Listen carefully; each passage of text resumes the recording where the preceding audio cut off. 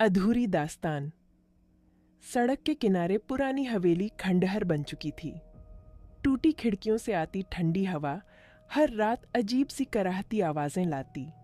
गांव के लोग कहते थे कि उस हवेली में कोई रहस्य छुपा है, लेकिन सच कोई नहीं जानता था। उस हवेली से ठीक आधे किलोमीटर दूर एक छोटा सा घर था, जिसमें अनामिका नाम की लड़की रहती थी। उम्र मुश्किल से 19 साल, लेकिन आंखों में हमेशा एक अनजाना डर। उसकी माँ बचपन में ही गुजर गई थी और पिता शराब की लत में डूबे रहते।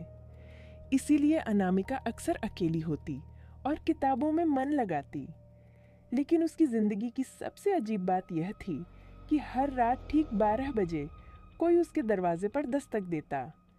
पहली बार जब ऐसा हुआ, उसने सोचा कोई मजाक कर रहा होगा, पर जब बार बार वही हुआ तो उसके रोंगटे खड़े हो गए। वह दरवाजा खोलती तो कोई नहीं दिखता, बस हवेली की तरफ से आती ठंडी हवा और सन्नाटा। एक रात हिम्मत करके अनामिका ने दरवाजे के पास छिपकर इंतजार किया। घड़ी ने 12 बजाए और दस्तक हुई। ठक ठक ठक। उसने फौरन दरवाजा खोला। सामने कोई नहीं था, लेकिन जमीन पर एक पुराना खत पड़ा था। खत में बस इतना लिखा था, मुझे बचा लो, मैं तुम्हारे ही पास हूँ। अनामिका की धड़कनें तेज हो गईं। उसने खत उठाया और अंदर भाग गई। पूरी रात नींद नहीं आई। सुबह उसने यह बात अपने पिता को बताई, लेकिन वे हंस पड़े। पागल हो गई हो क्या? इतना सोचोगी तो भूत प्रेत दिखने लगेंगे। लेकिन अनामिका जानती थी, जो भी हो रहा है उसके पीछे कोई सच छुपा है। रहस्यमयी लड़का कुछ दिनों बाद गांव में एक नया लड़का आया, अर्जुन। वह पढ़ाई के लिए शहर से आया था और उसी हवेली के पास किराए पर रहने लगा। उसकी आंखों में एक अजीब सी गहराई थी, जैसे वह बहुत कुछ छुपा रहा हो। अनामिका और अर्जुन की मुलाकात एक शाम नदी किनारे हुई। अर्जुन ने मुस्कुराकर कहा, तुम हर रोज यहाँ अकेले बैठती हो, डर नहीं लगता? अनामिका ने ठंडी सांस ली। डर तो अब मेरे जीवन का हिस्सा बन चुका है। दोनों की बातचीत बढ़ने लगी। धीरे धीरे अर्जुन उसके सबसे करीबी दोस्त बन गया, लेकिन अर्जुन हर बार हवेली का जिक्र आते ही खामोश हो जाता। उसकी आंखों में दर्द झलकता, जिसे अनामिका समझ नहीं पाया। खौफनाक सच का पहला सुराग। एक रात फिर से दस्तक हुई और इस बार खत में लिखा था, अर्जुन ही मेरा कातिल है, मुझसे दूर रहो। अनामिका का खून जम गया।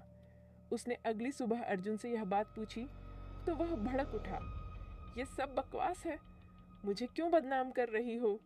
उसकी आंखों में गुस्से के साथ साथ दर्द भी था। अनामिका समझ नहीं पा रही थी कि आखिर सच क्या है। हिम्मत करके एक दिन अनामिका अकेले हवेली में घुस गई। अंदर अंधेरा और जाले थे। दीवारों पर खून जैसे धब्बे और टूटी हुई तस्वीरें पड़ी थीं। एक कमरे में उसे पुरानी डायरी मिली। डायरी पढ़ते ही उसकी रूह कांप गई। उसमें लिखा था, मैं रिद्धिमा हूँ, इस हवेली की बेटी। मुझे अपने ही मंगेतर ने मार डाला। उसने मेरी आत्मा को कैद कर दिया है। मैं आज़ाद होना चाहती हूँ। मेरी मौत का सच अनामिका को ही पता चलेगा, क्योंकि वही मुझे देख सकती है। अनामिका के हाथ कांप रहे थे। डायरी के आखिरी पन्ने पर मंगेतर का नाम लिखा। अनामिका ने डायरी अर्जुन को दिखाई।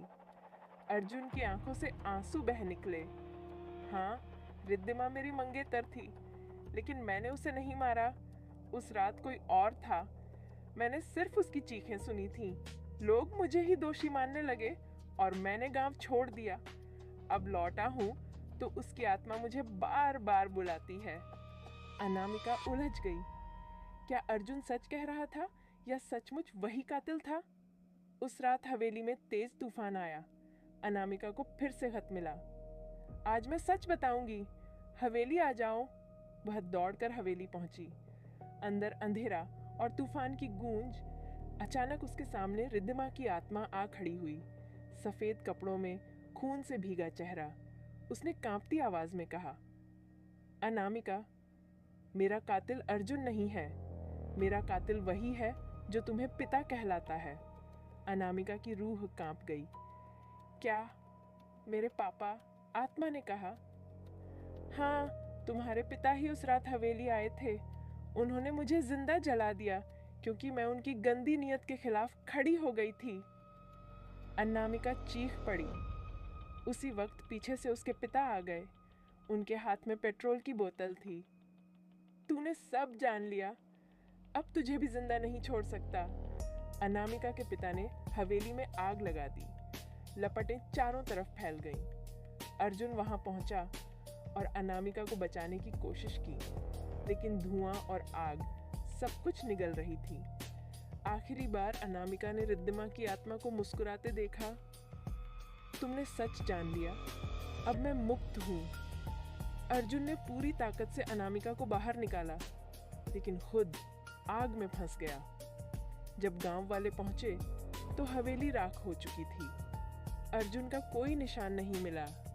अनामिका बच गई, लेकिन उसकी आंखों में हमेशा के लिए दर्द और सवाल रह गया। क्या अर्जुन सचमुच मरा या रिद्धिमा की आत्मा उसे अपने साथ ले गई?